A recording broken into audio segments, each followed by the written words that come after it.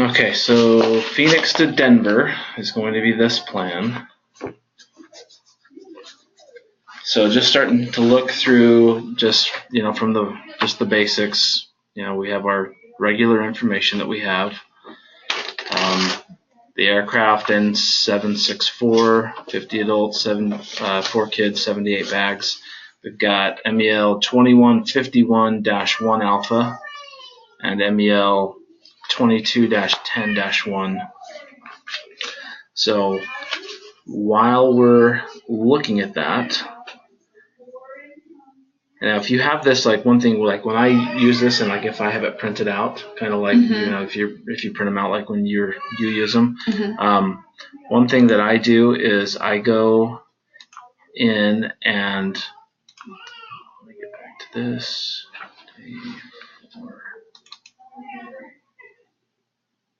Okay. Sometimes I'll just write, so I'll bring up the MEL. So we're going to look at the first MEL right here. It's 2151-1 Alpha. So I'll usually, if I have the packet printed out, I'll just usually sometimes write right next to it. That's what that's what I've been doing. I have a little like right there by the. That's what I would do. Okay. So this MEL is for an air conditioning pack. Okay. So this is telling us that the right-hand pack may be inoperative provided that the right-hand pack is selected off. Okay, that's a pilot instruction there. Operations are conducted at or below flight level 310, so that's something that we have to take into consideration. And then, the rest of it, ram air shutoff valve is either verified operative. The rest of it's pilot stuff. So basically, when we're looking at MELs, all we're looking for is flight restrictions and anything that has to do with fuel. That's it, right? Yeah, flight restrictions or weather restrictions or like fuel restrictions, basically, or fuel considerations. So really the only one that you ever have to add the fuel for is just that if you have the APU on. So that's the only one really with that we looked at yesterday. But this one here is just simply just a flight level restriction. That's it. So flight level 310. Okay. So from what we already know of the flight, we're going Phoenix to Denver. So 310, what's ultimately going to be our restriction? So we're going Phoenix to Denver, so it's eastbound flight. And east is what levels? Even, right? It's odd. Odd. So That's east is odd.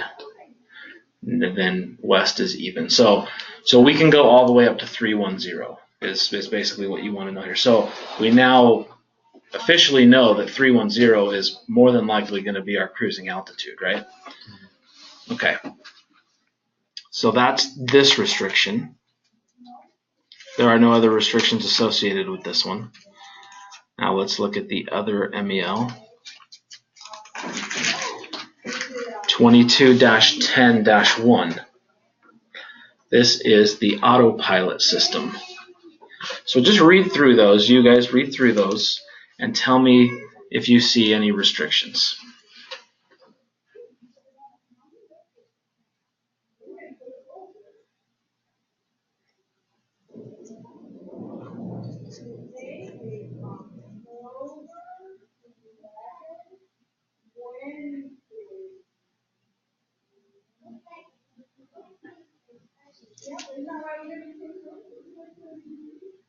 So you're Cat 2. Not Cat 2. Okay, that's one. On the RVSM. Okay. So anything else besides those? Just Cat 2 and RVSM? Let's talk about those two first, real quick. Okay. So Category 2. Now in this class, the lowest we do is Category 1. So this is talking about an ILS approach when it says Category 2. So for our class, we only go down to the Category 1 ILS. So technically for us, the Category 2 won't be a restriction. Now in real life, this is a restriction because it limits them from going down down to 1200. Yeah. So they go down to 1200 RVR which is the lowest SkyWest can do. But in our class, we only use Category 1 as our lowest. So for us, there's no restriction. with the Cat 2 thing. Now the RVSM. Does anybody recall exactly what RVSM is? The spacing for the airplanes, the Mhm. distance measuring of where they are. Yeah. I cannot think of the acronym right now. Yeah. So it stands for Reduced Vertical Separation Minimum. That's your 1,000 feet. 1,000 feet. But the big question for us is, what flight levels does it encompass? 29 to 40? 41. So 29,000 feet to 41,000 feet. So if this is telling us, this MEL is telling us that autopilot is required for RVSM operations, what does that trigger in your head? If considering it, now we don't have autopilot with this MEL. So if RVSM is 29,000 to 41,000 feet, You're already restricted to 31. we're already restricted to 31. And what is this MEL technically doing to us now? Making us go down to 29. Technically to 28. Or 28. Yeah. So because 29 is inside RVSM. So RVSM is from 29 to 41. And this is telling us we cannot be inside RVSM. So for us, this is just technically further restricting our altitude. So the reason it's kind of, this flight plan is meant to be kind of tricky because you see one MEL for the pack, okay, I'm 310, right? And then now you see the next one, and a lot of people don't catch that, oh, this is bringing me down even further, okay? If you had just this MEL and not the pack MEL, then it would still be the exact same thing. You'd still be no RVSM. So it almost kind of makes the pack MEL non-existent for us because we're already going to be below its restriction no matter what. So yeah, so 29 to 41,000 feet is RVSM airspace. So if we're going east, Phoenix to Denver, the altitude for this, the max altitude, then now becomes 28, but for 27 for the odd. Yeah, 27 for the odd because we got to be at 1,000 feet separation. We can't be at 29. 28's going the other way. So yeah, 27,000 feet. So now we're restricted to 27,000 feet. And those were the only two restrictions in here, okay, in this MEL. Okay, so those are the only two MELs we had. Those are the total restrictions. So basically, as far as MELs are concerned, the only real restriction we have is we can't go any higher than 27,000 feet. We have that Cat 2 restriction, but like I said, we don't do Cat 2 in the class, so we're not going to throw that in there. Okay, so that we're done with MELs. The next thing is estimated time of departures 2125 Zulu. So the next thing I do, now that we know our restrictions as far as MELs go, let's just take a look at our weather. So we're departing at 2125 Zulu. Let's take a look at the Phoenix METAR. Anybody see any issues there, or does it look like nice weather? It's good. Yeah, nice weather. It is hot. See that temperature, 40 degrees? Yeah, so pretty hot, but not a big deal. We'll start looking at that once we get into the actual performance part. So the forecast looks good. Just kidding. What's that? Ice at 200. Oh yeah. Yeah. So 2125 Zulu. Okay. So I'm now gonna skip through the NOTAMs here for Phoenix and just go down to the Denver TAF. Well, the Denver weather. So now looking at the Denver weather, we don't know our ETA yet, okay? If you're just trying to estimate it in your head, what would you think Phoenix to Denver would be? 220. Yeah, 220. Yeah, that sounds in the ballpark. Between 2 and 3 is what I'd think, right? Or maybe 1.5 You to just 2.5. flown that so many times, you know exactly how. I've never flown it. Yeah. Just like, I was going to Yes. say, yeah, that wouldn't be one you'd normally do, You huh? said that pretty fast, so.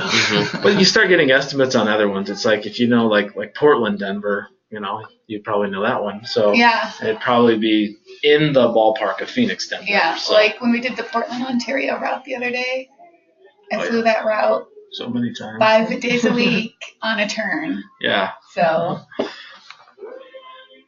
and I know the route. Like, I know what we fly over. So Yeah. that was pretty. Okay, so looking at the Denver METAR, any issues there? No, weather currently in Denver looks pretty good. Okay, and what about the TAF for The Denver? TAF. It drops at 2,300. Yeah. So yes, alternate. Okay, and drops even more at 0200, right? Mm-hmm. Okay, down to a quarter mile. So just guesstimating, based on if we're thinking somewhere between 2 and 3 hours is our flight, and we're leaving Phoenix at 21:25. Just adding 2 is going to put us at 23:25. Add the 10 for the taxi off, 23:35. Even if it was 3 hours, we'd be 0:04:35, somewhere in there. So either way, I don't think that we're going to reach an ETA that would take us down into the 0200. It's kind of, that would be like 4 or 5 hours from now. So we look like it seems like we're probably good there as far as not being in this lower one, but it does look like we're going to be in this one that says 2 miles overcast 800. Okay, and just looking at that, yeah, you should be able to look at that and immediately say, yeah, alternate definitely needed, right? Okay, so alternate needed. Okay, so if we're going back, I'm gonna let's see. I'm gonna go to the flight plan packet here. Zoom out on this one here. I need to save this one from yesterday.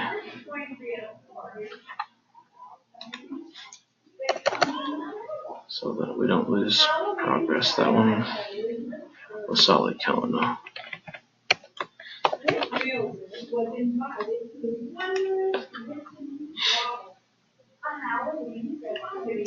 Okay.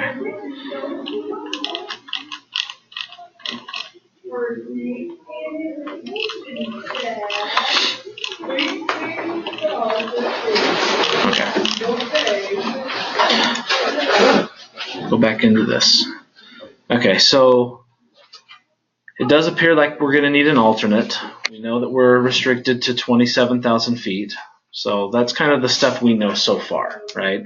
That's kind of just your initial take off of just glancing at stuff real quickly initially. The next thing that is good to look at is to bring up the weather. So we'll start looking at some of the weather charts. See if there's anything that's going to be an issue with us as far as the kind of routing that we're going to want from Phoenix to Denver. So Phoenix is down in here, Denver's up in here. We don't see them yet. We can zoom in. There's some other ones that we'll be able to zoom in on.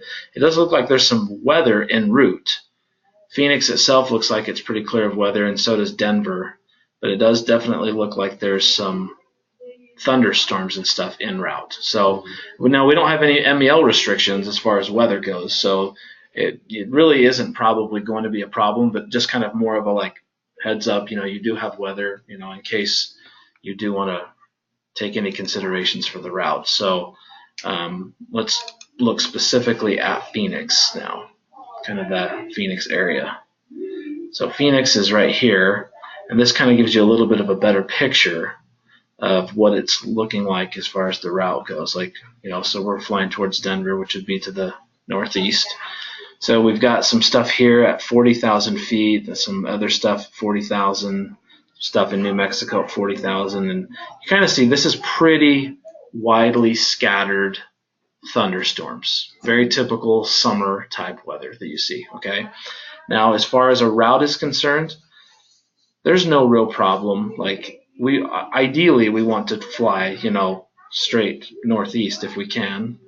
Um, we'll look at see what SID options we have in just a minute. But going through this from an airplane perspective, we don't have any restrictions from the MELs. We have the altitude limitation of 27,000 feet, but flying through this and avoiding this is not going to be any problem for the plane. I mean, the gap between this system here and this one here, I mean, that's a couple 100 miles right there.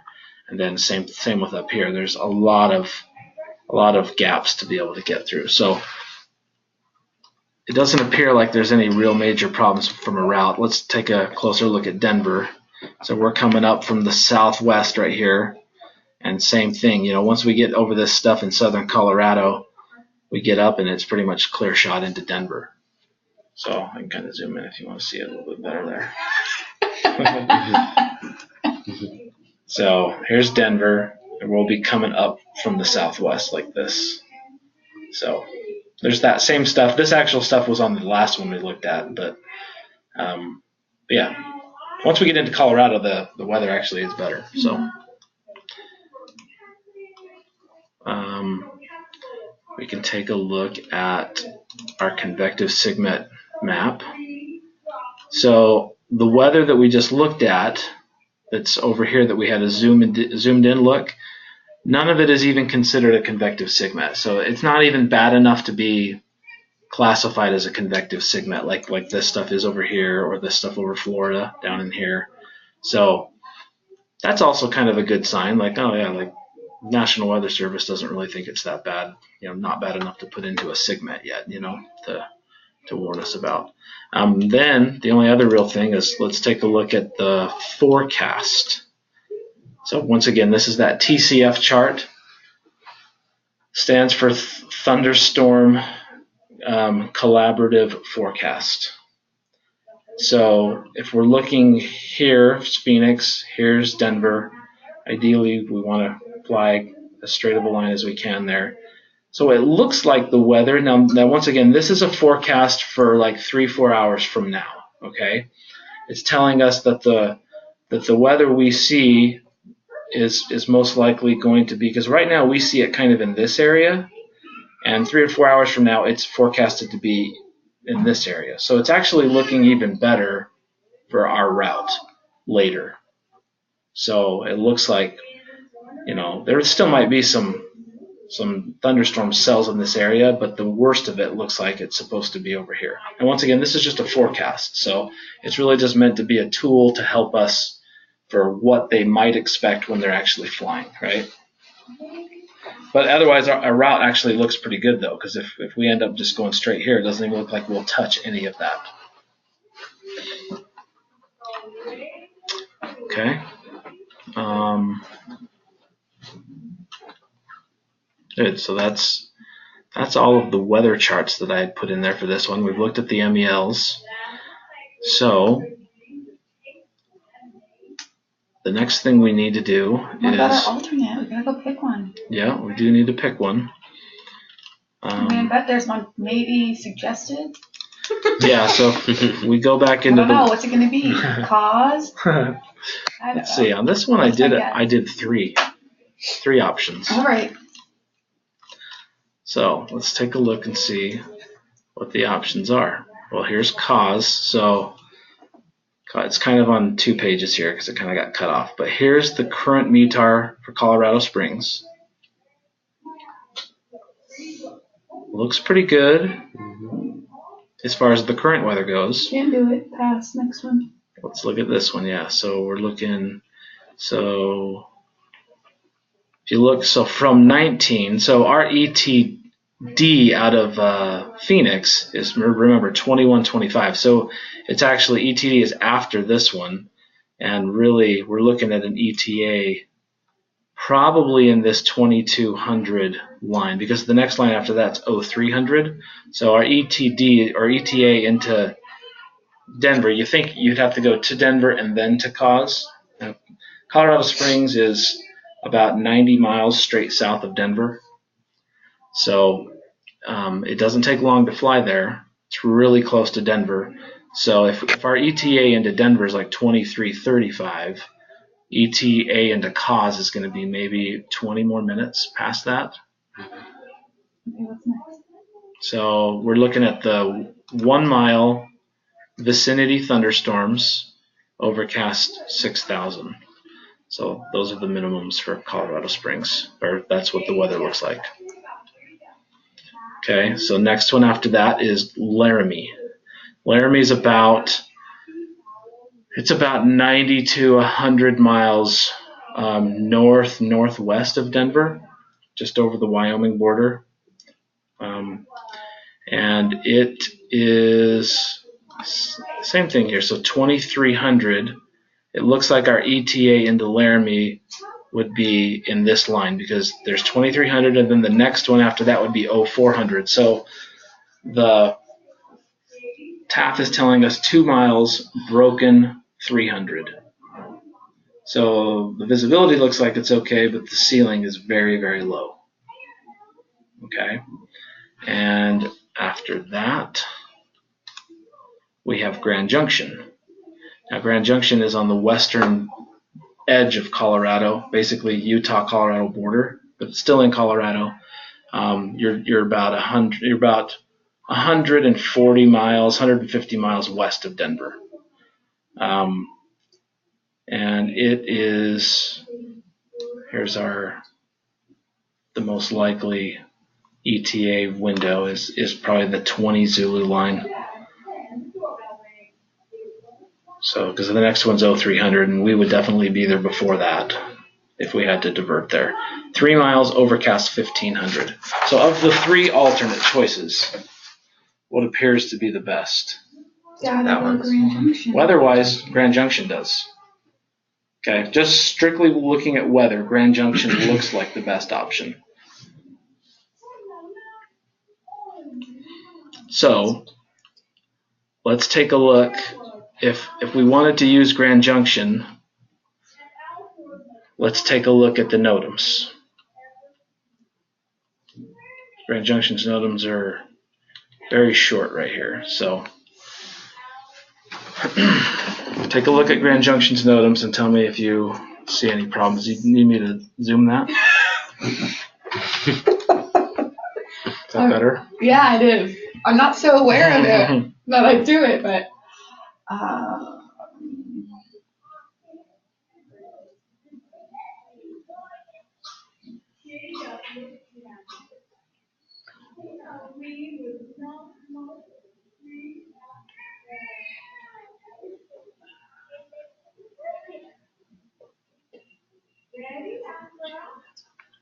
Looks like the only thing is 11 and 29 are closed.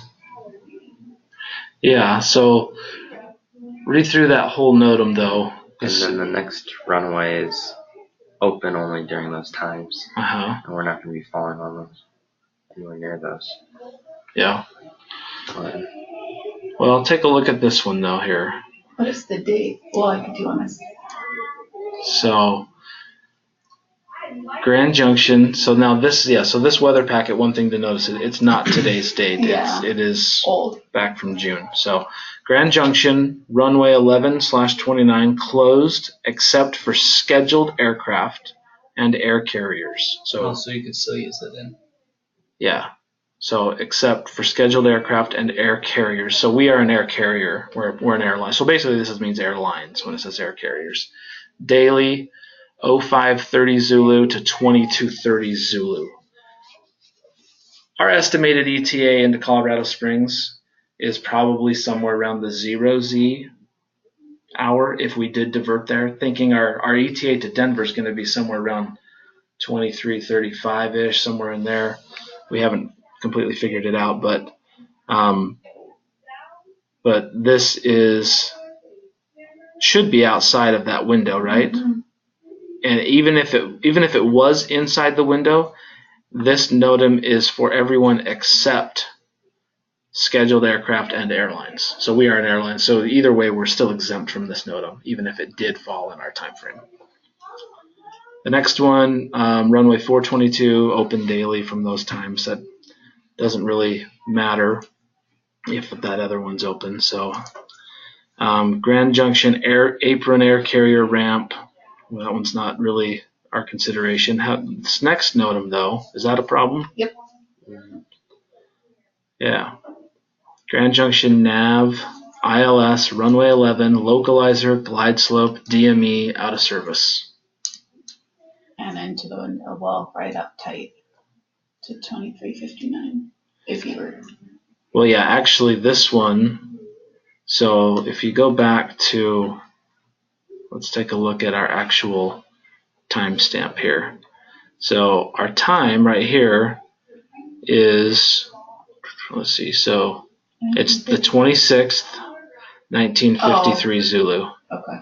So this NOTAM here is actually going Through the 7th. yeah, Okay. 7th of July into the following month, Okay. I technically. guess to know what day we were really on. Yeah. That's why I kind of went back up Thanks. here to look at that. Okay, so the ILS is out of service, essentially. The whole thing, the localizer, the glide path, and the DME, all out of service. Okay, so ultimately, that's going to make us want to probably, look at what our minimums are going to be for Grand Junction. So let's take a look at these FDC NOTAMs as well. This first one is an RNAV, instrument approach procedure, so that's not something that we're going to even look at or be concerned with. The next one is ILS or localizer runway 11, and it's telling us that the alternate minimums are not applicable or not authorized when the control tower is closed. So it's kind of a weird NOTAM because it doesn't necessarily give you end up having to look and go see when the control tower is actually open. So there's kind of an extra step in here. And all of that stuff is, I'll show you how to find that. But yeah, so when this says alternate minimums, that means if you remember when we look on our charts to see whether or not we can use an airport as an alternate, and I'll bring up the actual chart for you.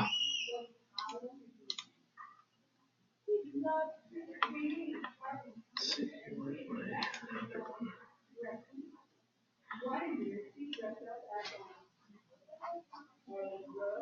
Let's see here, so I'm going to bring up, let's go into this for just a minute. Just going to bring it up the quicker way.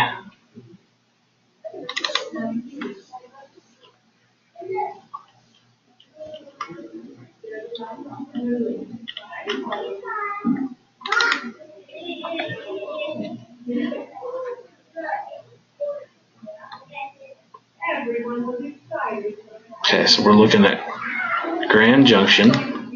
We'll go with the full screen mode here.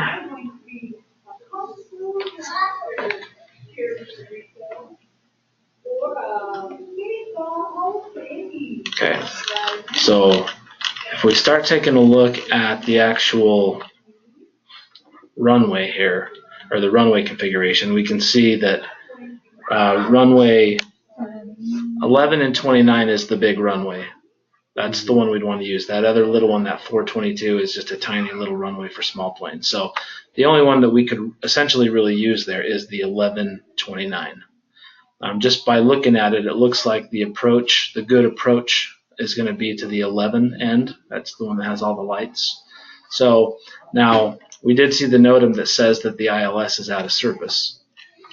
So the next thing that I was talking about that I wanted to show you is on this page right here. So this is the page that tells you about the runway information, the type of lights that it has, whether it's grooved or not, all of that information. But as you go down here to the bottom, if you remember a few weeks ago when we were looking at this for filing as an alternate. Now, all of these minimums that it has in here don't apply to us as far as the actual minimums themselves. The only thing that matters is that the runway and the approach that we want to use is actually listed in here as being available as an alternate. So what this means, and just to kind of as a refresher, because it gets confusing, we look at this chart. So if we are flying Phoenix to Denver and we want to use Grand Junction as an alternate, we obviously have to know what kind of an approach that they have there for our aircraft to be able to, if needed, if they had to divert there, we have to know what kind of a approach, landing approach they're going to be able to have at their disposal once they get there. Okay, so a runway could have all sorts of different, an airport could have all sorts of different approaches available. The thing is, though, is that they only allow certain approaches to be considered when you're actually just using the airport as an alternate, and it's not your destination. So Grand Junction is not our destination. It's just an alternate if we need to divert there, right? So because we're only considering Grand Junction as an alternate, it limits the approaches that we can actually take into consideration. So, and this is kind of what the airport does. They narrow it down. Sometimes they allow you to use any of them, but the big thing is whatever approach you're planning on using, you have to make sure that it's listed in this for filing as an alternate if it's listed in this area. So ILS to runway 11. Now we know that the ILS is NOTAMed out of service, but if it were in service, you can see here that if it gives numbers down here, that means we can use it for an alternate considerations, basically, for when we file as an alternate. Localizer runway 11, same thing. That's NOTAMed out of service, but it could be used if it were in service. And then you have LDA DME runway 29. We can use that one. We can use that. It's in there. And then you have these two RNAV. Now, we don't do RNAV in this class, but you see this far right one that says NA. If you see something listed and then it says NA, that means you cannot use it. So that just means not authorized. Okay, so really the only thing that we care about here for us is that the approach that we want to use is listed. And it is. Okay, so yeah, well, the only option that we even have, we haven't even looked at this LDA DME approach for 29, but it looks like that's the only one we could use, right? So because we know that the ILS is not working, so that takes out this one and the localizer for the same runway. So this one is available, but we're going to have to actually go in and find out if it's one that we can use.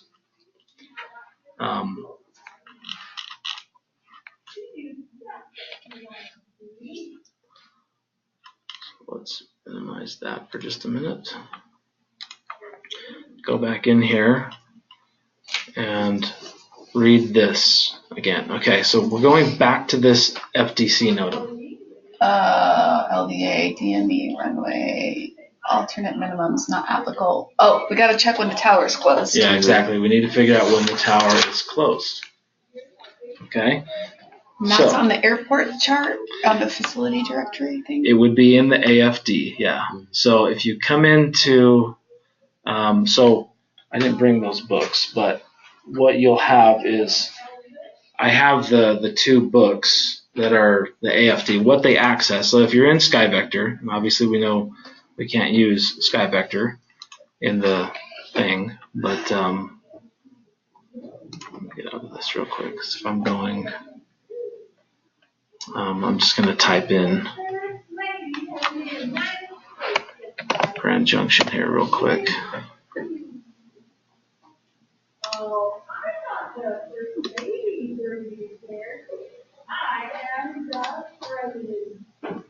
When you go into it, like I said, I'll have the books available for you when you actually do this. But the AFD is see this page that I've got right here?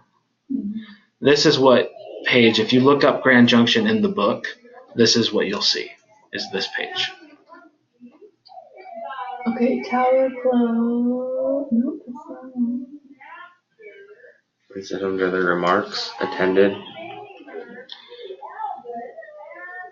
So it's down right here. Oh, right. It says right here, tower frequency is 118.1, and then this tells us the hours of operation, 1300 to 500 Zulu. That it's opened or closed, I'm sorry. That it's open. So we're good. We can take it. Yeah. Yeah, exactly. So this goes from 1300 now this, once again, this is Zulu. So a lot of people that, like in the last class, let me just tell you some of the hiccups that people would get on this particular assignment. A lot of people, first of all, even though we went through like some of the AFD stuff, the AFD is what this page is. It's what those books are, the Airport Facilities Directory. So a lot of people first obviously didn't know where to find ATX. if the tower was closed. Like a lot of people was like, how do I find out? A lot of people just Googled it. They just got on and Googled, and that is one way of finding out. The problem though is that it was giving it to them in local time, and then people didn't know how to figure out. Okay, well that's local time, but I'm dealing with Zulu here, so they weren't able to convert the local to the Zulu, or they thought that the local was the Zulu basically. And so if you flip this to local time, it looks like it's closed, if that makes sense, during when you want to arrive. So the key is that you have to know that it's in Zulu. So it's open from 1300 Zulu to 500 Zulu. So the hours are kind of backwards there, but 1300 Zulu is like 8 a.m. basically, mountain time. And 500 Zulu, obviously, if we're getting in there around 2300 or 00, like midnight Zulu, the 0000 Zulu, then it's still open for an additional 4 hours. So that's good. So that we know that the tower's open, which means we can use 29. Yeah. The only question. No more questions. The only question still is, what are the minimums to use 802. Well, see, that was the other thing that we needed to we gotta go look. talk about. So, if you remember, I was saying that.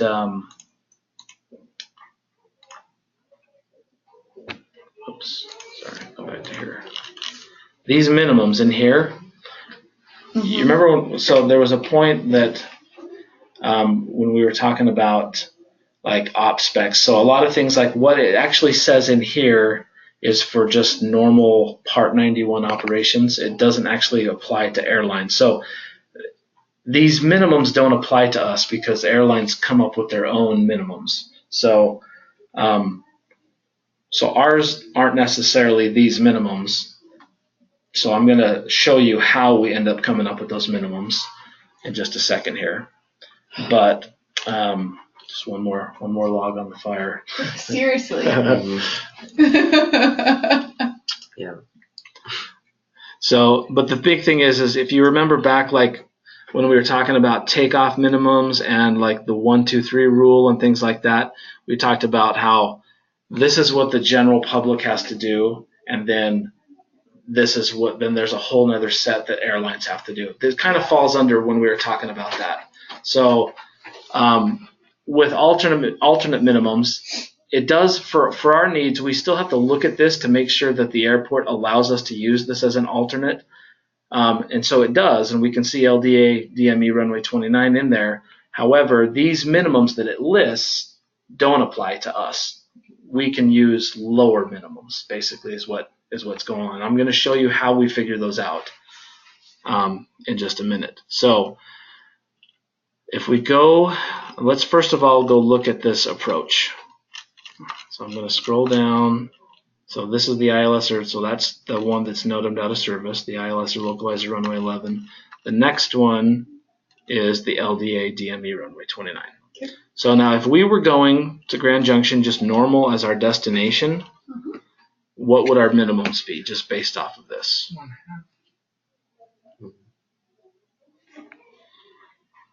1 1/2, you're saying? Yeah. So 1 1/2 on the visibility. And then what about our ceiling? 600. 600 feet. Okay.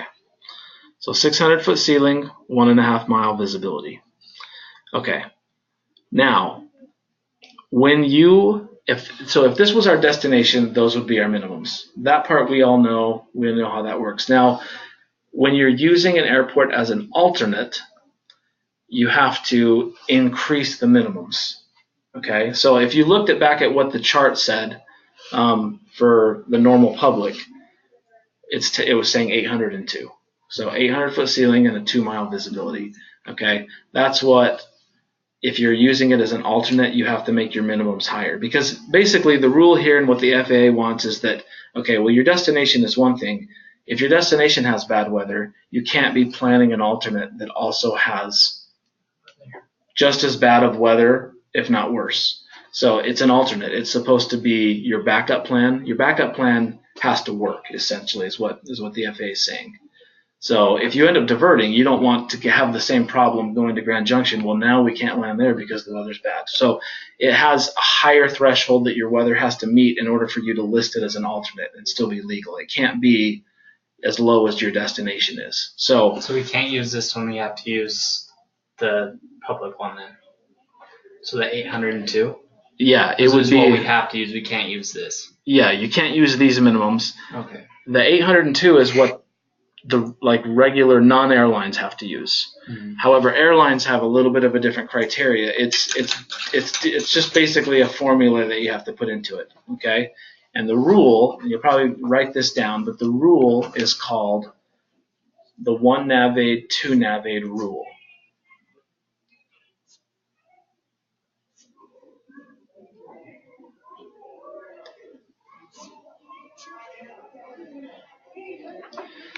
And basically what it is if you're using just one runway and one approach at your alternate airport, then you add 400 feet to the ceiling and 1 mile to the visibility. 400 feet and 1 mile? Yeah. So 1 runway and 1 approach at alternate destination? Yeah, 1 runway and 1 approach at your alternate destination. If that's all you have available to you, then you have to add 400 feet to the ceiling and 1 mile to the visibility. So what does that do to the minimums for this runway? Using these numbers here, Yeah. they're like 600 and 101.5. Yeah, just add it to the 600. You have to add 400. Yeah. So it's it'd be 1,000. 1,000 and 2.5. 2.5. Yeah. So our alternate minimums are 1,000-foot ceiling and 2.5 miles visibility technically for this. So it's actually a little worse than what it said from the 802, right? That we saw that normal aircraft, can use, non-airlines can use. So what that means to us is that at our ETA, if we diverted there, whatever our ETA is at the alternate has to have that weather. Now, if you look back at what we had, I believe it was Which one? at Grand Junction. I believe that was our weather. So we're still okay. We're still good. Mm-hmm. We're still good. It's close, but we're good. It's legal. That's the big thing. It's legal. So what would you do if like, say this didn't fall into it, so it wasn't legal? Would you have to go and try and use one of those other alternates at worse weather? Find a different one because Yeah. these 2 are already out. Yeah. You'd have to go to Laramie and take a look, and you'd have to look at Colorado Springs, and you have to go in and look at the approaches and kind of do your math to see if we can use them. So the thing here is we know we can use this one. The other thing here is when you're looking at that rule, that 1 navade, 2 navade rule for your alternate, it has to be a suitable runway. So that means that, like for instance, let's say that we were planning on runway 29, but let's say that if the TAF said that the wind was supposed to be coming down runway 11, at let's say 15 nautical miles per hour, landing on runway 29, it would be too much of a tailwind. So it has to be something that you can logically plan on landing, like you could land. Now, looking at this, the wind is actually 290 at 09. So it's actually favoring runway 29. So in this case, it works because the wind favors runway 29. The visibility is 3 miles, which is better than that 2.5, which is our minimums. And then we had 1,000-foot ceiling, and we got 1,500 in the tap here. So you still couldn't use this even if it had a tailwind? if this had a tailwind that was over 10 knots, then yeah, you couldn't plan it. No, because it has to be a suitable runway that you could land. Now, if it was a tailwind but it was less than 10 knots, then you could use it, or you couldn't. Sorry, you could still use it as long as the tailwind was less than 10 knots. So the other part of this rule, this 1 nav aid, 2 nav aid rule, is the second part is, so that was the 1 nav aid part, okay? The 2 nav aid part is if you have a second approach that you can also potentially use, okay? So it also has to be to a suitable runway. It can't be to the same runway, okay? It would have to be able to be to a different runway. You can go, you look at the minimums between both of the first one you looked at and the second one you look at. You look at the minimums between those two. You take whichever ones are higher. So when we looked at this one, before we added that 400 feet in the 1 mile, when you look at a second one, so we're going to pretend for a minute that the ILS is not NOTAMed out of service, okay? Because in Grand Junction, it's really the only other option for an approach would be to runway 11 using the ILS. And so we're going to just for this exercise of this, looking at this rule, we're going to pretend for a second that the ILS is working and we could use it, okay? So it's to runway 11. The first thing we look at, though, the wind, it is 290 at 09. So the wind is a tailwind, but it's not over 10 knots, okay? So we could still technically land, if we went to Grand Junction, we could land on runway 11 with a 9-knot tailwind. It's close to being too much of a tailwind, but it's still legal because it's not 10 or more. So we can actually take up to 10. So 11 and higher would be not acceptable. So you can go all the way to a 10-knot tailwind. But this one's fine because it's only 9 knots. So if the ILS was working in Grand Junction, let's go back and take a look at the minimums for it real quick. So this was the ILS to runway 11, and the minimums are a 200-foot ceiling and a half-mile visibility. It's the best possible ILS Category 1 minimums you can have. So if we had these two approaches available to us, taking into consideration, okay, well, we could land on the ILS and we could land the other direction using the LDA. You take whichever of those two has the higher minimums, which in this case is going to be the LDA has the higher minimums. It was 600 feet and 1.5 miles, right? So you take, but because you're using a second one as a potential, you could potentially use it, you still take the minimums of the higher one, except you only add 200 feet and a half mile to those. Okay, say it again. So when you have a second approach available to you that you could land on if needed, then you take those two approaches, you look at them side by side. Okay, well, this one, the ILS clearly has the better minimums. But you take out of those two, whichever has the higher minimums, you take that one and you add 200 feet to its ceiling and a half mile to its visibility. And those now become your alternate minimums. So in this case, it would make the alternate minimums 802. 800-foot ceiling, 2-mile visibility. Now, that only works if the ILS was in service. Right, I get that. Yeah, that's not a problem. So that's when you could use the 2 nav aid rule. It can cut those minimums in half. So In this case, we still have to go back to the one nav aid because the ILS is out of service, Correct. and it's the only one we can, logically use for Grand Junction. So anyway, but that's the way that rule works.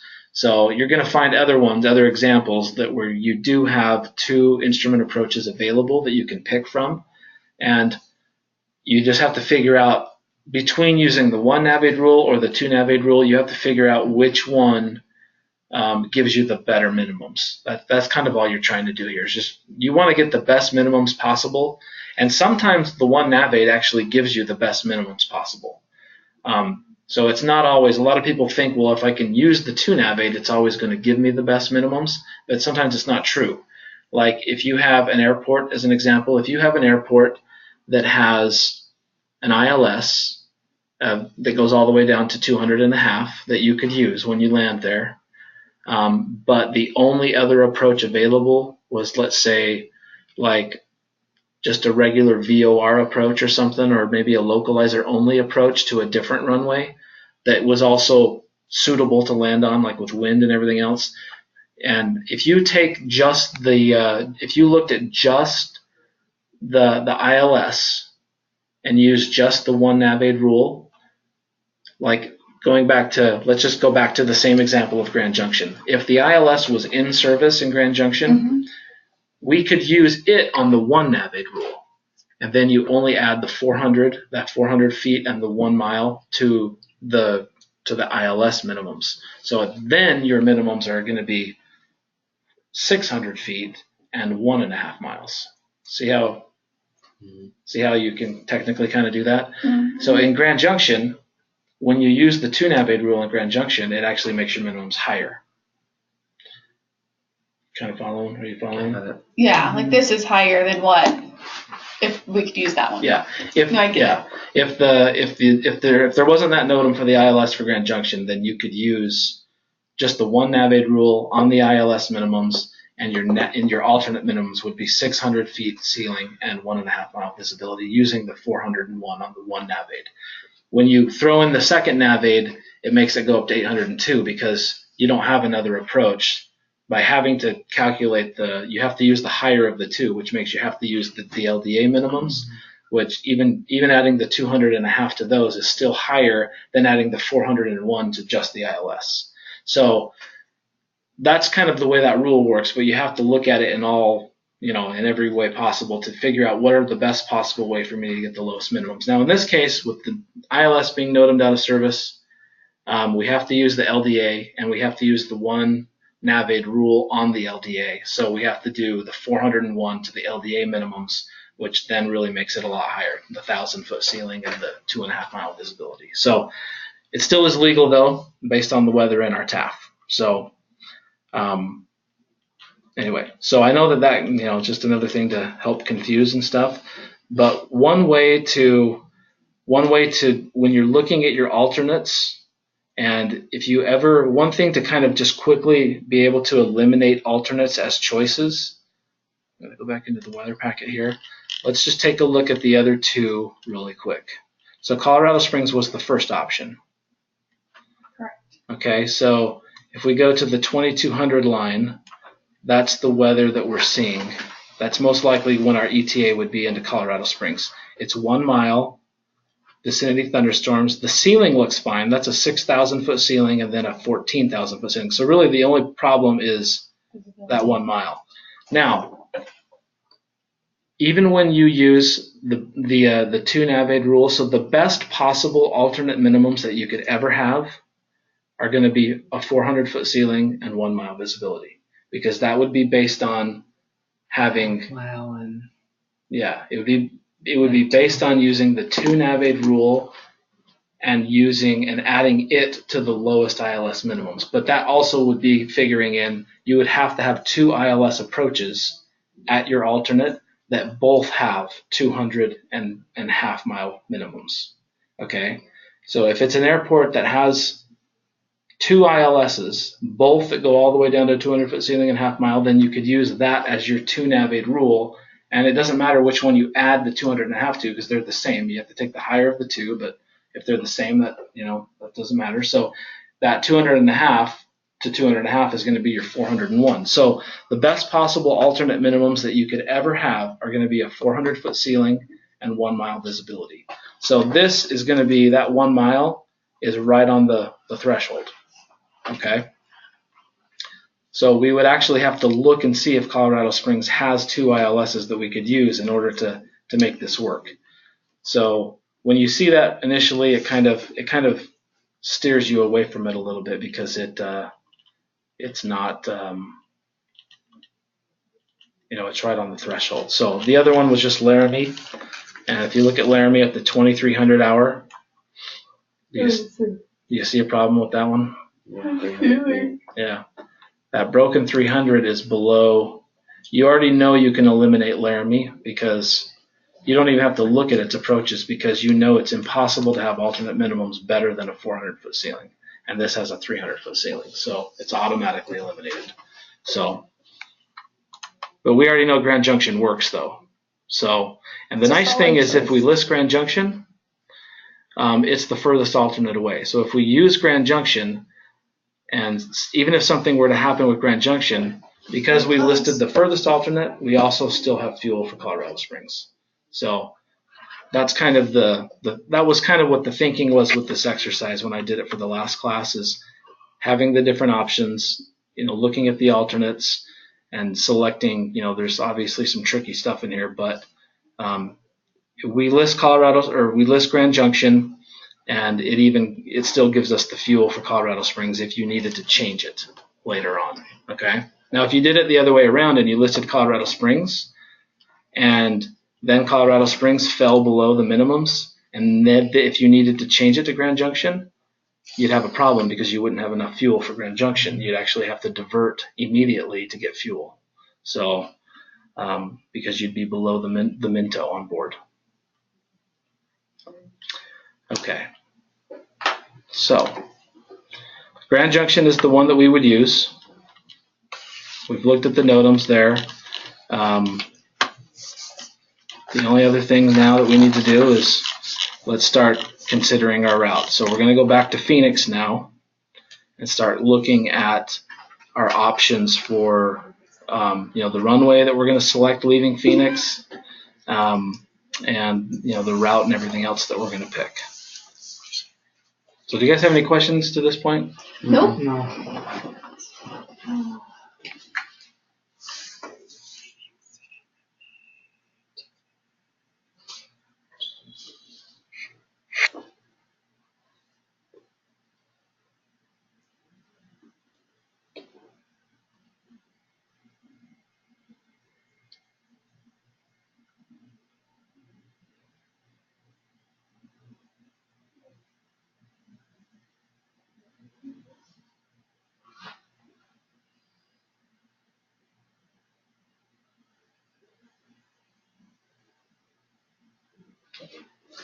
You guys seen anything then on these NOTAMs that?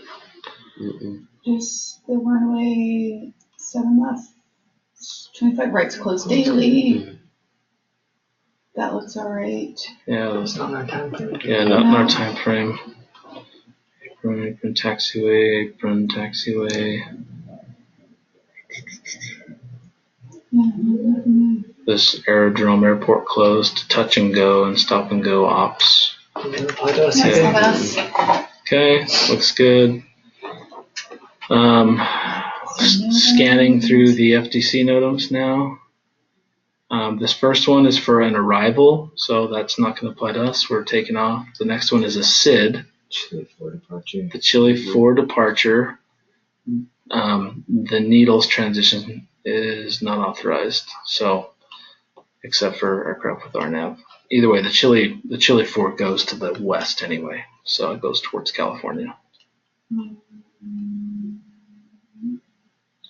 The next one, so that's an approach into Phoenix, which we don't care about approaches. That next one's an approach. The next one is the Silo 4 departure is not authorized. So just remember the Silo 4 in case that's one of the ones we want to use. The next one is for a star. We're not arriving there. The next one after that is for a star. In fact, the next 2 or 3 are for stars. And that one's a star, that one's a star, that's a star, and that. So the rest of them are stars. So really, out of all of those, the local NOTAMs and the FDC NOTAMs, the really only takeaway out of that entire thing was that the Silo 4 was not authorized. Okay. So scroll back to the top of Phoenix here. Go back to the weather for a minute. The current wind is calm. So as far as runway selection goes, we're kind of got free reign. Any direction we want to really take off, it's going to be the same. So we can pick whatever runway we want. None of them were closed. And really no other considerations that I saw. So let's go look at Phoenix.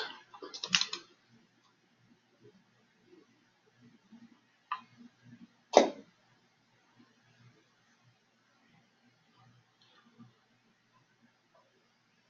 here is the Phoenix.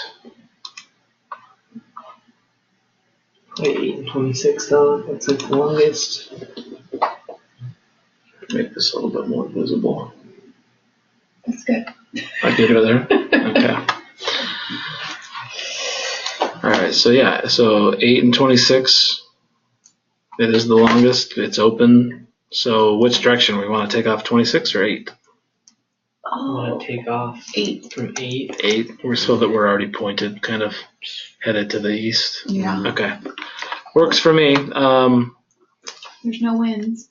No winds. Maybe the only other thing that might affect that would just be maybe just the SIDS. Sometimes they limit which runways you can use.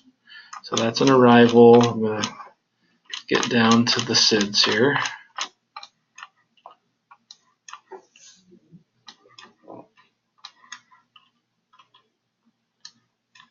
So that's a departure. So this is the Buckeye 4, but that goes to the west towards Southern California. Okay. Not going to use that. There's the Chili 4. That's the one that we actually used on that other plan. Not going to, that's, going north or going west and northwest, so I'm not going to use that. Here's the Maxo 3 departure. It goes to the east, and it goes out to, let's see, Antonchico, Corona.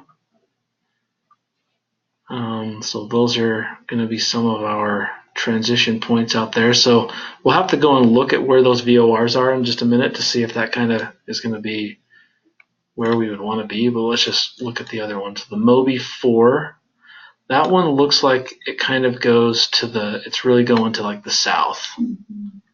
So probably not. And here's the Silo 4. I have a feeling that would be the one that we would normally want to use. Yeah. But it's not available for us to use. Yeah, because there's like Dove Creek. Yeah, that would be perfect. Rattlesnake VOR, Dove Creek. Yeah, that's in southwest Colorado, and this is in northwest New Mexico. Then, of course, you got Bryce Canyon. Yeah, but this one going up Dove Creek or Rattlesnake would normally be what we'd want to use, but we can't use this one. So the St. John's 8. Sorry, this one is twisted here. If you look at it, if you can kind of flip it in your head there for a second, it goes to the west and it goes to Albuquerque. Okay, so just remember that St. John's 8 goes to Albuquerque. Could be useful. Then the Stanfield 4, that one goes south towards Tucson. Not going to really help us. And then that's it. So really there was that Maxo and the St. John's. Okay. One went to Antonchico VOR and the other one went to like Albuquerque. So let's go look at SkyVector and see where these are at. So what would be the circumstances of why you couldn't use a SID? Other than why it says you can't use it, why would that be out? Why would it be out? It's normally if there's a VOR out. So for instance, one of those transitions so it's called the Silo 4, and I think in this case, the one of the VORs is out that helps you identify the silo intersection, which takes out the entire SID. So sometimes it's for other reasons, like airspace restrictions and things like that. If something's going on, sometimes there's fires. Like a lot of times with these big forest fires, like when they were having those Pacific Northwest ones up around Portland, Seattle, they had big areas that were restricted, and they would close off some of like the Southwest arrival routes into Seattle because they didn't want people flying through those areas where they're trying to fight fires. I mean, there's a whole slew of different reasons, but those are just a few. This time of year, at least, why you sometimes see them. Or like Santa Rosa this week. Yeah, yeah, exactly. The Horizon crew had to be evacuated out of the hotel, and the hotel burnt to the ground. That's crazy. After they evacuated the crew. That's crazy. Hazard pay. I don't know. It's weird stuff. I don't think I've ever gotten a hazard pay. Okay, so we're going Phoenix to Denver. Those fires in California are nuts. Yeah, I haven't really watched much on them. So Phoenix to Denver. You can kind of see our straight line. If you want to go ahead and write in that 028 as your average heading for the flight.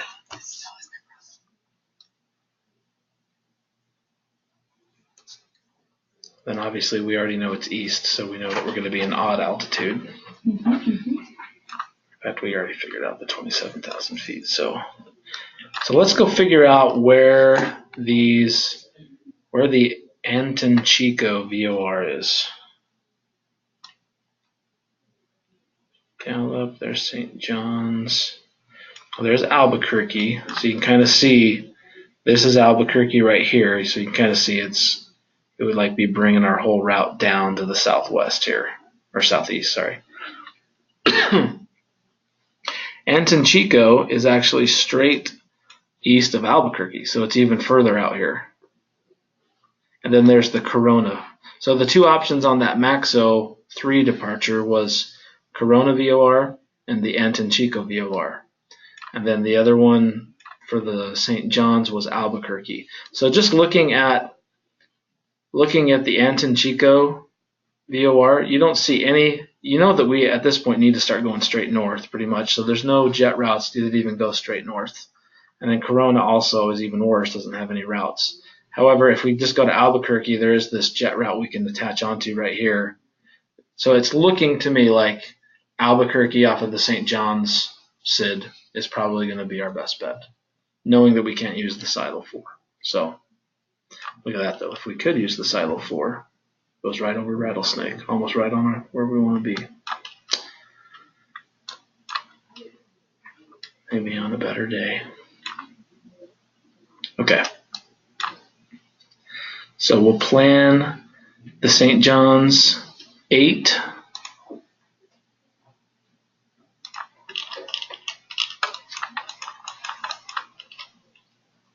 SJN 8, I think was the code. Okay, yeah, SJN 8 to Albuquerque.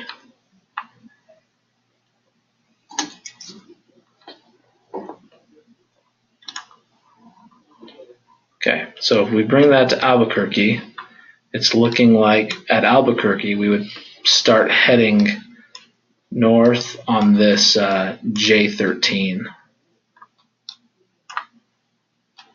And now we just need to figure out where our star transition is going to be. So let's go take a look at Denver. First thing we're going to do is let's look at Denver's NOTAMs.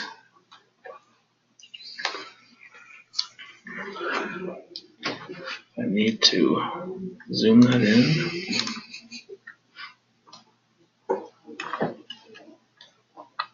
Wait, it's not cutting them off there.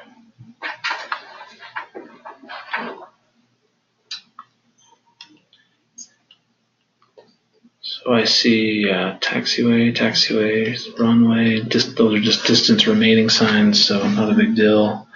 17 right, 35 left, centerline markings, north side obscured. So we know what that means. Tower, obstacle, apron, tower, taxiway, apron. Runway 26 RTHL out of service. Oh yeah, the right threshold lights. And 16. Same with 16 left. Then, yeah, so really there's nothing in here that I see. It's a no-go at all. Yeah, let's take a look at the FTC NOTAMs. So this first one is for a SID, so that's not going to be anything we care about. The next one here is for an instrument approach procedure, but it's an RNAV approach, so we don't care about that. The next one is also an approach, and it's an RNAV. Approach, RNAV, approach, RNAV, approach. This one is for ILS or localizer runway 17 right. Yeah, so the straight in ILS runway right, or 17 right decision altitude is basically saying that it's increasing the landing minimums on this particular runway. So just remember there's one, you don't have to write down all of the information on this right now. Just note that there is an FTC NOTAM for 17 right. That's all you really want to do. And that's only if you end up even picking it. Will we come back and really dive into what this is telling us? But if not, though, if we can just avoid 17 right, then even better, right? The next one is runway 7, ILS or localizer. So maybe the same thing, put that there's an FTC NOTAM for runway 7. The next one is an RNAV for an instrument approach, so we don't care. And then the one after that is for a SID, so we don't care. So really the only two things in there that are potentials is there's a FTC NOTAM for 17 right and runway 7. If we choose one of those two, then we're going to want to come back and dive into this a little bit better. Okay, so let's take a look at Denver's stars.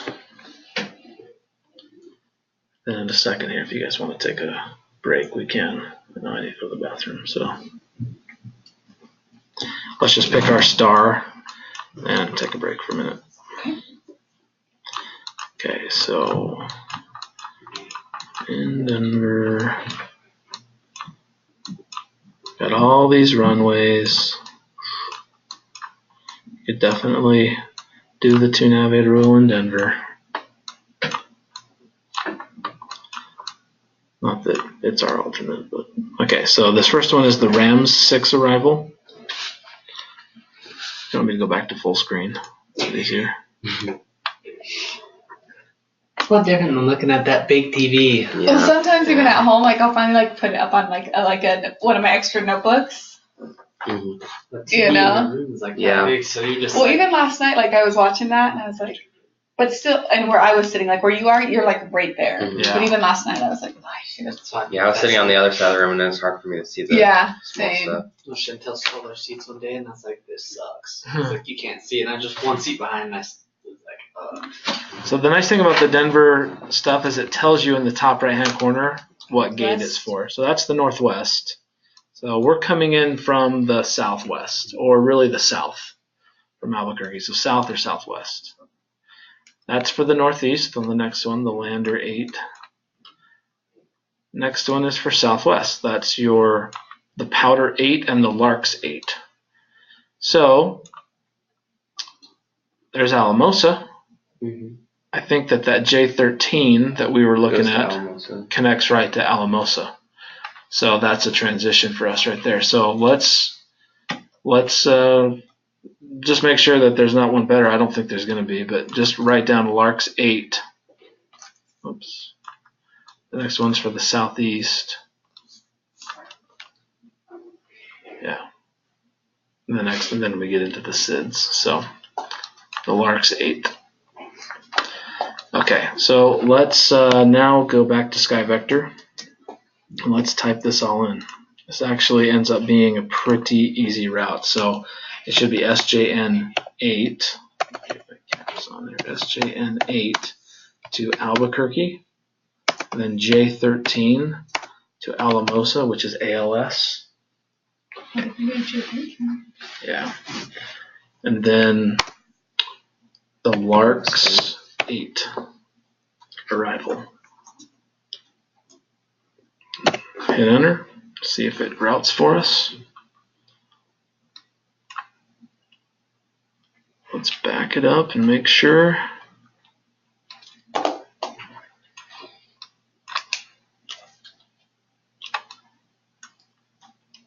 when we look at it from way out, it looks, kind of a zigzaggy route a little bit, but it's the best thing that we have pretty much. So showing 605.5 miles. Disregard that ETE on there, remember. But 605.5 miles.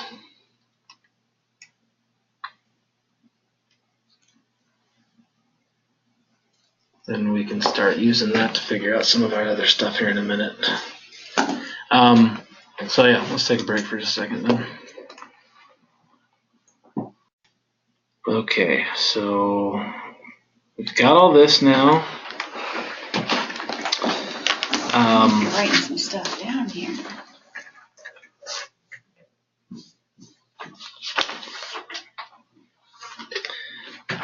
Got the route.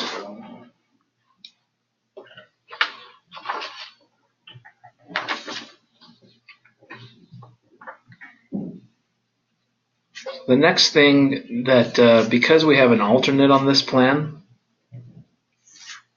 the next thing that we want to look at is actually the portion that goes from our destination to the alternate. Okay, so when we plan for an alternate, we don't do a route or anything, we just do it direct. So you're going to see that the alternate stuff ends up being pretty easy. Okay. It's just a matter of throwing it in there and then just kind of planning for it. So what I'm going to do is when I normally take that distance for the alternate, I will come in here and I'll usually just clear this all out. So you have to remember your route because you have to go back and put it back in. I usually just change everything to just be. I usually just change it as if it's its own little thing, like Denver to Grand Junction. Got it. Just put it in separate. Okay, so 184.4 miles. So if you want to write that down as distance to your alternate is 184.4. Grand Junction distance.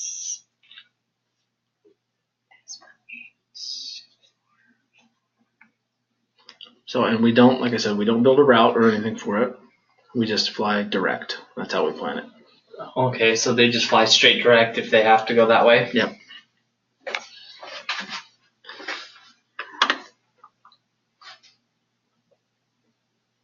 So the only thing that we really, when we do our considerations for it, like on fuel and stuff, we just add in, what it is as far as, we just take that and we use it off of, when we do the initial part, we just do it off of that as if it's in addition at the end of the route. So it'd be part of the 3,000 per hour stuff. So we just tack it on and then it's its own fuel, though we just calculate it separately, but we base it off of the 3,000 per hour. And then if we were obviously using the paper charts, to measure this, we just lay out the charts and then use the little ruler thing and then just measure how you said, starting on the center to the other center. Mm-hmm. I know those aren't the right ones, but yeah. And that's all you would do is to get this mileage. Just exactly. Okay. Yep. Just go to where the airport is and where Denver Airport is, and this. Yeah. Just put the ruler. If it's too long for the ruler to fit, then you would just you can make a little mark on the chart and then just extend the ruler again. So. Okay. But yeah, that's all you would do to measure it. So. And that ruler you were saying last night, it goes by. 1 inch. What is it? 1 inch is 20. 20. It's 20, yeah. So I have it in there. But so that's our alternate distance. Okay, so we had our first distance, which was 605.5, and then our distance to the alternate is 184.4. Okay, so if we are planning our initial fuel stuff, so when I do my initial fuel, I'm going to just come into the flight plan packet here as if we were going through this stuff. Let's go down here. I kind of do a lot of this part as kind of part of the weight and balance. a little bit, except I usually write it on the back of the weight and balance, that's where I normally do my initial fuel. Because remember, the only thing you're really using the initial fuel for is just to be able to do your weight and balance, to get it to come up with a ballpark, take off weight type stuff. That's really all you're kind of going for here.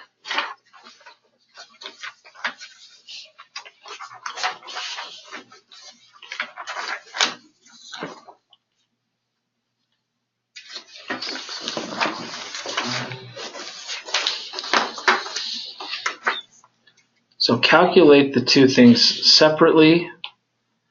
The first one, so it was 605.5 was our distance from Phoenix to Denver on our route.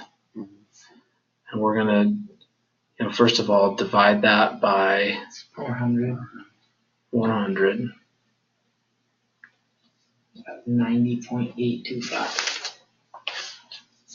Did you do 400 divided by 605 or did you flip flop it? Yeah. So always put your distance on the top. Yeah, I went 605. Well, you don't put the 0.5 in there then, huh? Yeah, I do. You do? Yeah. And then divided by 400. Yeah, should have 1 point. Times 60, right? Well, not yet. Not yet. No. 1.01. Oh, okay. That's why I got ahead of you then. Yeah, the problem is if you do it right there, then if you times it by 1.6, you would get the right answer.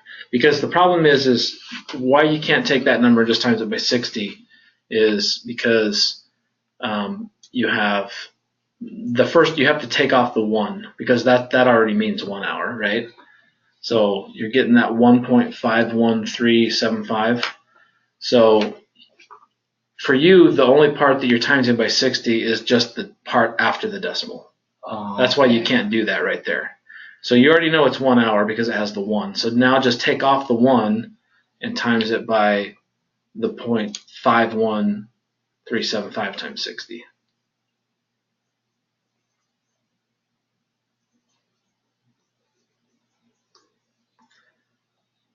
That's going to give you your minutes there.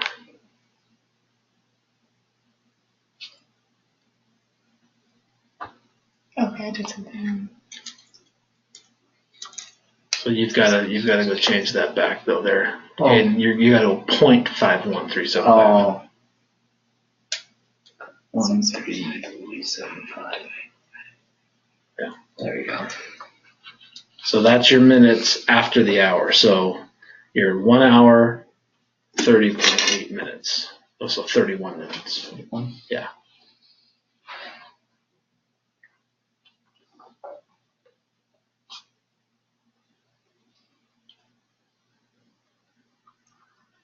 Okay.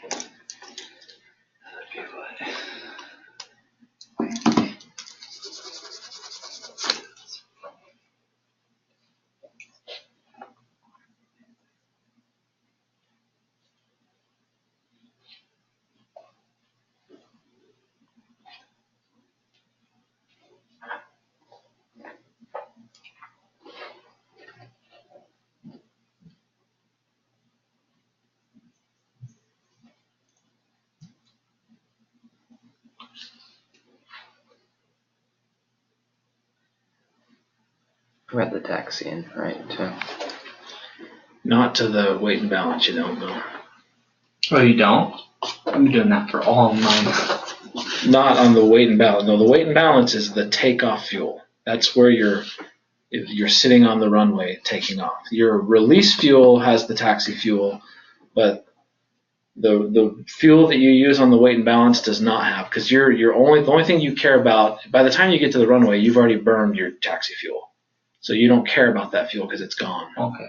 So you only care about the fuel that's on the plane when you take the runway.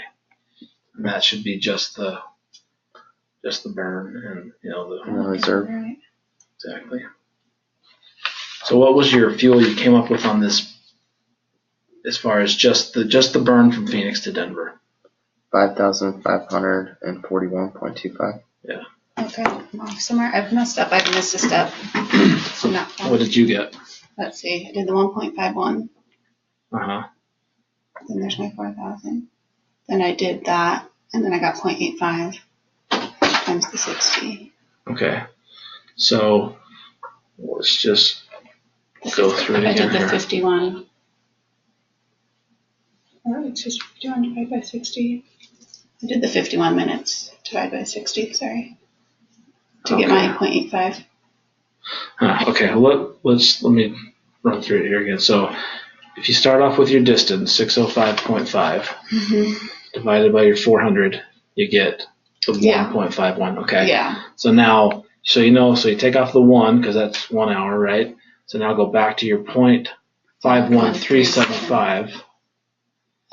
Or if you could just go 0.513. I mean, I just put it all in there, but now just times that by 60.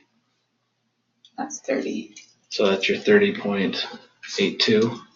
So just call that 31. So now you know it's 1 hour and 31 minutes.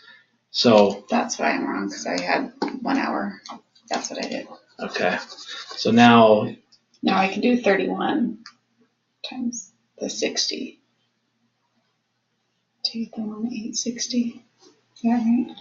Well, I think so. So I think you're timesing it too high there because yeah. So go back one step so go back to your 31 where you just had the 31 minutes. Okay, so we're 31 minutes. So you take your 3,000 per hour. So this is how many hours I got? You need to divide that by 60. So then all I did is I dropped the 1. And now you times that by 30. And then, so you got 5.51 whatever. Then I times that times 3,000. Okay, so. And then I added the 4,000. So because it's your second hour, you're using the 3,000 per hour, right? So you just need to figure out how many pounds per minute you're burning. So if it's 3,000 per hour, you just divide that by 60 to get your per minute, right? So you're burning 50 pounds per minute, and then times that by how many minutes you're flying. You don't times that by 60. You times that by 3,000. Oh, that's right. You can also there's two ways of doing this formula. So that's one way. The other one is if you have that written down like you do, you can also just take 3,000 and times it by that number, 0.5137. And it'll give you 1541. Okay. This must be the way I'm doing it. Yeah. I'm missing a step somewhere. Yeah, this step you just need to erase because you don't do this. Okay. So you don't do that. So you take your distance divided by your speed. It's going to equal this. Except it's 1.5137. So then you take off that hour. 1 and then take that. And then just simply take the 5137 part and just take it. And then if you want to do your fuel, you can just go straight and just type in 3,000 and then times it by 0.5137. And then that'll give you your fuel. But then you also, if you wanted to do your time, you can just do your 60 at that point and times it by the 0.5137. And that'll give you the 30.8. So that number is used for two things, your time and your fuel. That must be where I'm also messing up on my simplified fuel, I bet. It could be. But the simplified fuel... Somewhere. I'm missing up somewhere. If I went back and looked at them, I bet. Yeah, the simplified, you don't end up really doing any of that because the chart just gives it to you, but it might be like on the regular calculations, though. So when you get that initial decimal, just like you're saying, write it down because you use it for the time and then you use it for the fuel. Okay. So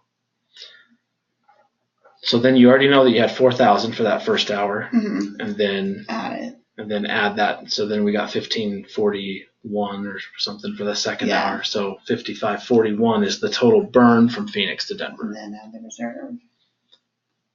Yeah. Now the only thing we're going to do separate from this is that the burn from Denver to Grand Junction, which it's going to be the 184 miles or 184.4, correct? Yeah. Okay, so distance, again, divided by speed. Oops, too many. Speed. I'm just going to do 1.5. It's going to give you 0.461. I got 1, you got 2. So yeah, 0.462 is fine. Okay, so now you're saving that. Now just we're still using the 3,000 pounds per hour, so now just go 3,000 times it by the 0.462. That'll be your fuel to the alternate is 13.95, and if you want to know the time now, just go 60 times 0.462, and it's 27.7 minutes. 20 minutes. Or 28, yeah, just go 28 minutes. So 1,383. There you go. 3,000 times 0.46. Oops. 9,424. Times 0.462. Yeah, 1386. Yeah, you're in the ballpark. So it just matters how far you went out on the decimal. That's all. But you're within 3 pounds of me. So yeah, you got the right. What did you get? I got 1386 just on the alternate fuel. Oh, 1380. Yeah, I got 1383. Oh. Okay. Yeah. Okay. So I was thinking of total altogether. So now if you add all of those together, your burn from Phoenix to Denver was the 5541 plus 1383 to the alternate plus 2500 for your reserve. That's taking us up to 9424 for the total initial fuel. The only other consideration in this is if we want to add contingency fuel or hold fuel. That's the only other question. So that's going to be simply based on the weather.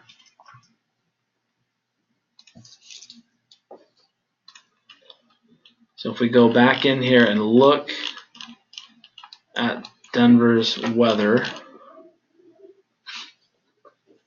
I mean, we're dealing with 2 statute miles, overcast 800. The wind looks like it's 080 at 10 knots. So, I mean, that really shouldn't be a problem getting into that. And we have an alternate listed. So, I mean, this is kind of individually everybody's call. So, in class, I'm sure some will, some won't, but it doesn't matter at the end of the day. You either add it or you don't. If you do, it's fine. If you don't, it's fine. So, your choice. But that would be the only other thing in addition to this 9424. And it's really the individual person's decision on whether they do or don't. So it doesn't seem like we need it, but if you were to, how much would you add? Like for me, like in real life, if I had the same scenario going to Denver, the only thing that I would think is like I see the TAF in here that it's supposed to go to a quarter mile a little bit later. The only thing that I think in my head is, well, if the forecasters are wrong and let's say this quarter mile comes earlier than expected, then that quarter mile would be pretty big problems. That's something that they would be holding for. They might not be able to get in with that low of visibility. So in that case, I would probably add, just knowing that it's a big hub airport and it has tons of traffic, there would be delays, there would be airborne holding. So I would probably add like 20 or 25 minutes to it. So you don't usually go more than that though, right? No, for holding fuel? Not necessarily. About 20 to 30 minutes? Yeah, somewhere in that ballpark. If it's a big hub airport, and the thing is you learn more about the airports individually, and you'll start adding the amount based on what you know of the airport and how bad, like weather either affects them and how they handle it. So, you get screwed enough times, where you end up having to divert that you just, no, I need more whole fuel than that for Denver because they freak out. ATC freaks out there and, makes everybody stop. So, but yeah, I would say, 20 or 25 minutes is what I would do in real life, but you don't necessarily need it. You don't have to have it on there. So let's just say we just go with our release fuel 9424. Then if you guys want to work through that weight and balance, go ahead and work through that. I don't think this one had 50 adults, 4 children, 78 bags. Yeah. That's all I wrote down. So I think that, and then the MELs. And then it's aircraft 764. Yeah. 764? Yep.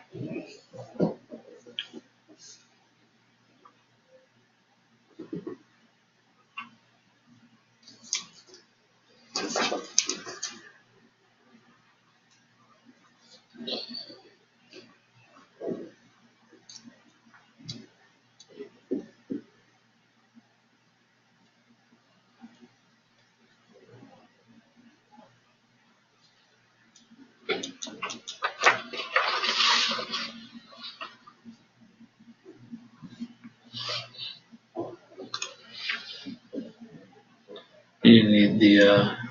I have this one. Oh, you do? Okay. Oh, awesome. you. Thanks. Yeah, I have one somewhere. But that does help. What number was our plane? 764 right there. 44803. Sorry, that's what.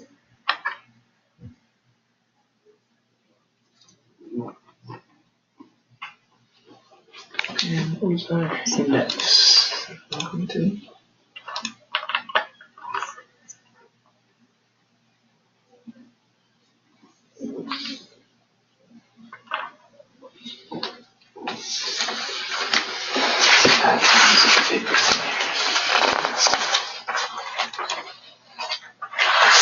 You need one of these? Yeah, I think I have one in here somewhere. Printed off like a million of them, so. No, I do too. And then there's